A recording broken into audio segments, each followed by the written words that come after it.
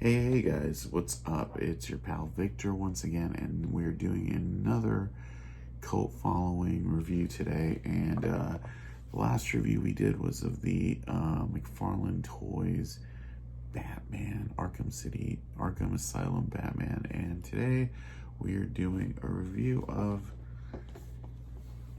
the McFarlane DC Universe Joker from Arkham Asylum. And I'm really excited about this guy for a few reasons I'm going to get into right now. So before we get into that, let's check this out. Here's the packaging. Here's a Joker.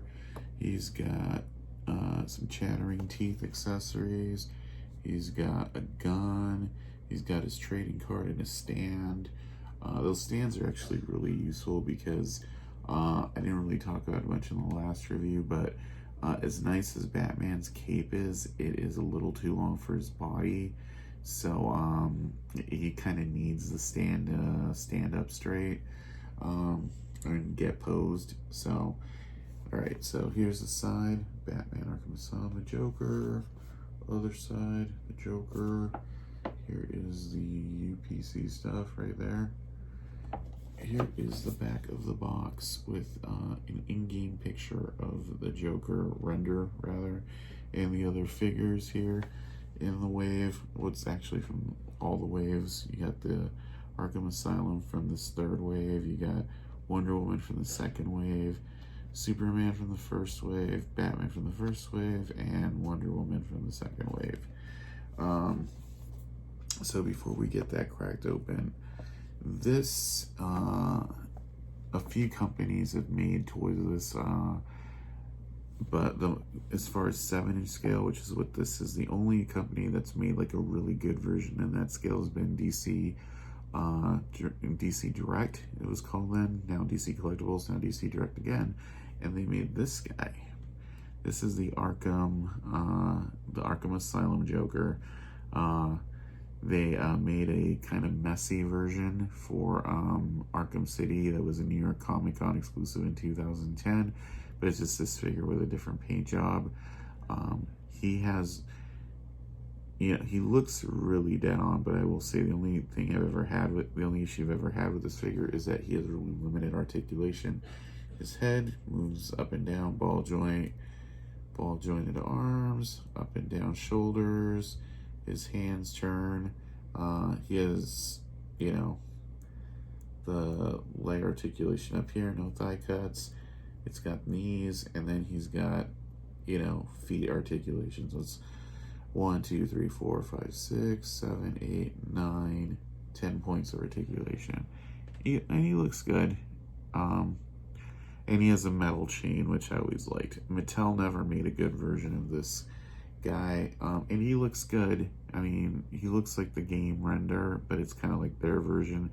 This is something DC directed the whole time they had the license, that they'd make kind of like, it looks like the game version, but they'd kind of tweak it. The biggest example of that is the Clayface figure, which is really cool, but it's very stylized, and I could get past it because it's really cool, but I would have liked a more game accurate version. So we're gonna open this guy, and I'm gonna talk about a few issues I have with it, but for the most part they're not huge.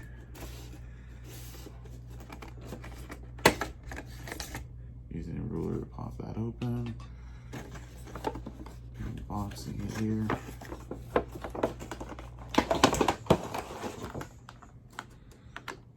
There's the box. It has a trading card and a stand. We're not going to open those right now. And here's what we're going to do. I'm going to cut the string here to get him out.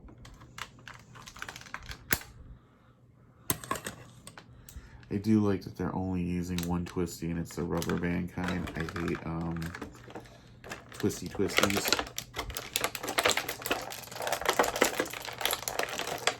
This is going to make some noise, which I don't like. Oh, he has toe articulation. So funny way to find that out.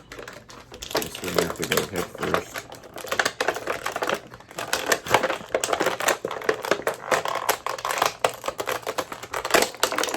There we go.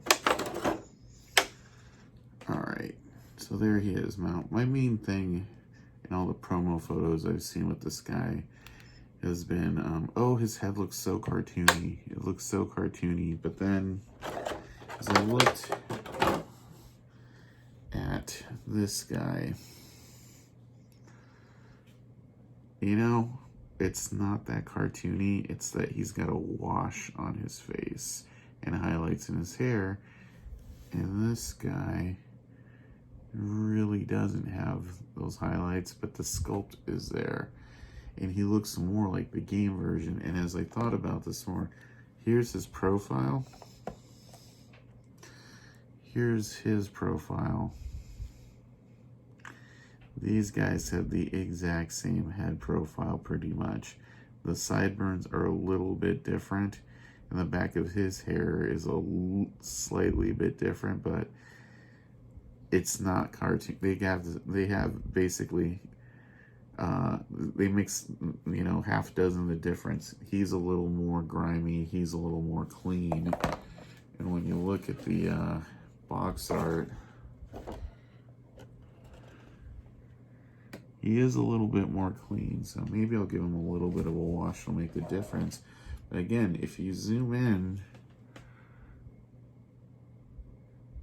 it's actually pretty close. It's, you know, I think a lot of it is going to be lighting. So let's get into what I really like about this guy. This suit body has a crap ton of articulation. All right, so one, he's got bicep swivels. All right, bicep swivels. He's got a double elbow, which Batman does not. He has that same twisty hand articulation. And on top of that, he has a butterfly swivel, which the other Batman had. And he has a ton of texture that's actually sculpted into the suit versus painted on this guy. All that texture in his shirt, it's a rubber overlay. So he has articulation there and waist articulation, which this guy doesn't. The only downside, I would say, is the sculpted on chain. It's sculpted into his leg. I don't get why they couldn't just put an actual chain on him when even Mattel did a hanging plastic chain.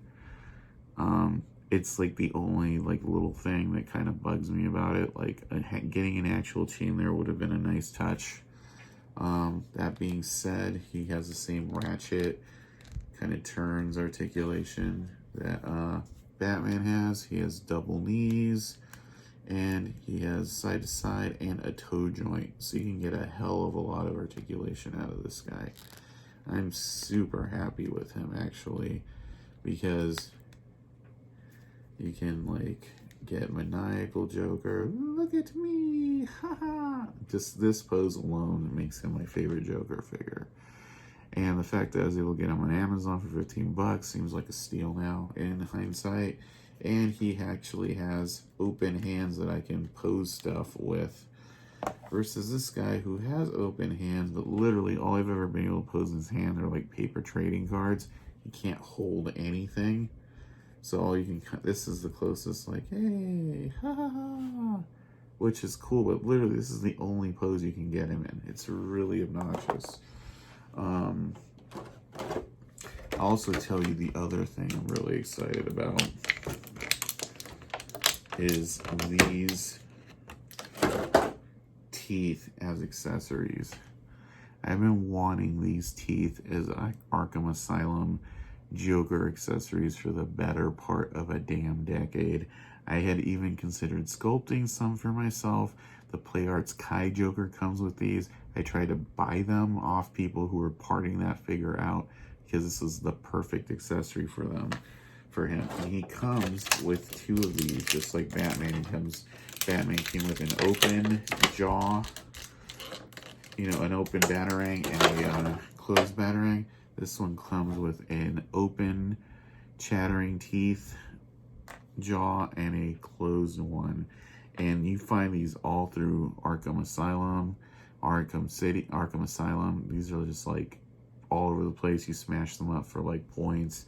I mean, that's like if they did a Joker Riddler figure and he came with the Riddler trophy. DC Direct did a Riddler trophy, a Riddler figure, and he did not come with Riddler trophies. That just tells you how irritated I was by the accessories that these figures came out with during the years. If you saw my Batman review, you would understand why it's so important that they're very character specific, especially if you play the game. I think McFarlane and a lot of these other people expect you to just buy it because it's the Joker, but I'm a fan of the game as well as being a fan of the Joker. So getting these character specific accessories is really important. And the fact that like the Batman figure, they got it so wrong. They give you all the accessories from Batman from a completely different game is just bizarre and irritating. I mean, I'm glad we got Batarangs, but I would have liked to have gotten the crypto decoder, or a grapnel, or the electric shock cannon. There's so many different accessories you could have gotten. You know, it's like if they do Arkham Origins Batman at some point, I would like it if he came with like the electric gloves or something, you know? It's just like, it's just irritating. And to me, the equivalent is if you like bought a Captain America, the first Avenger figure, and he came with like Mjolnir. It's like, yeah, you know, Captain America uses that in Endgame, but not in the first Avenger. You know what I'm saying? It's character specific accessories. So Joker also comes with this gun. It's a really nice gun. I gotta say, I have the Batman Who Laughs that McFarlane made, and I'm glad they're actually making accessories that like don't feel like oversized props. They're like, okay, this actually feels like a gun. It could have used some dry washing again.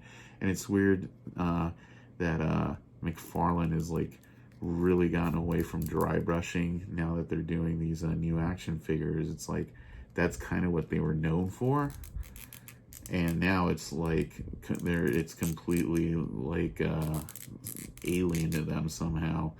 So I'm trying to fit this gun in here, the hand, and here it is. So it fits in perfectly, looks good. There's a trigger finger, all that stuff. He's got a little ball joint there. I just like this figure a lot. It's really cool. The more I hold it, the more it, you know, grows on me. All the little paint apps. I like that even the belt buckle there has a Joker on it, which is awesome and something you don't even notice on this one. I think on this one it's, let me see, does this one even have it? Yeah, it does. It's really tiny. I've just never noticed it. It's so small on this one. See if we can get it right there. But here it's, you know, really obvious. I like the wilted flower. It's very 3D. On this one, it's a little muted. As far as scales, again, this scales up really good with the Arkham Asylum ones. It even scales up with Harley that NECA did when they were doing the Toys R Us exclusives. He's by far about, I would say, almost a ½ inch taller than this guy, but this one's like all sloped over, so you can argue that he's supposed to be this height, but he's just like hunched over. This guy's standing up perfectly straight. I like these butterfly joints too because, you know, they give you in and out, but then they like kind of pop up too. So it's kind of fun. And there's a lot of like just the detail on the sculpting here. This guy's like going to be one of my favorite Joker figures. I can already tell you that right now. Yeah, I'm probably going to have to buy another one of him and Batman end up on my other Batman shelf. But yeah, looks really good. And like the toe articulation is good. I like the tails. Like the tails here coming together versus here where they're split apart. It's just super nice. And McFarlane really did a good job. And, you know, especially when you do this tilt thing with, like, you can get a lot of character out of that sculpt. And once you play with it for a minute, you're the stuff I was saying about how it looks cartoony, it just stopped bothering me.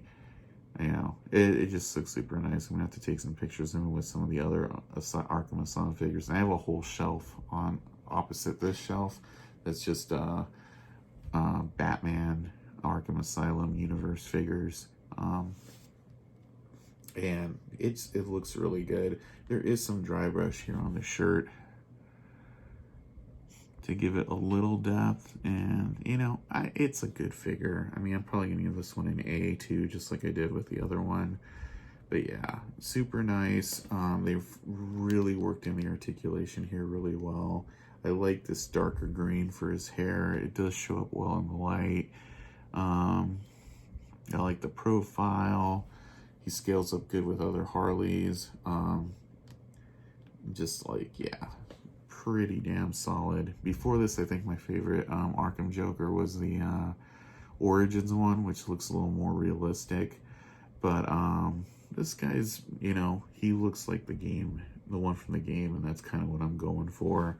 And I have like 3 of this guy, so he's a really nice figure too. You know, even though I've kind of slagged him off, it's just, this is a better made figure in comparison. It's like when you get something, you know, if you found this one, you'd be like, that's pretty good. It just has limited articulation. Even when they made this like a decade ago, it was pretty limited, you know. So that being said, it's nice to see things improve, and this is a really cool figure. So I'll give this an A, and we'll have some more reviews coming up soon. I should be getting the Storm Collectibles Lobo and in July, and I'm excited to review that. Until then, keep checking out cultfollowing.co. We have a lot of cool film reviews, and until then, subscribe, follow, and we will see you soon with more reviews here on Cult Following. So thanks for watching.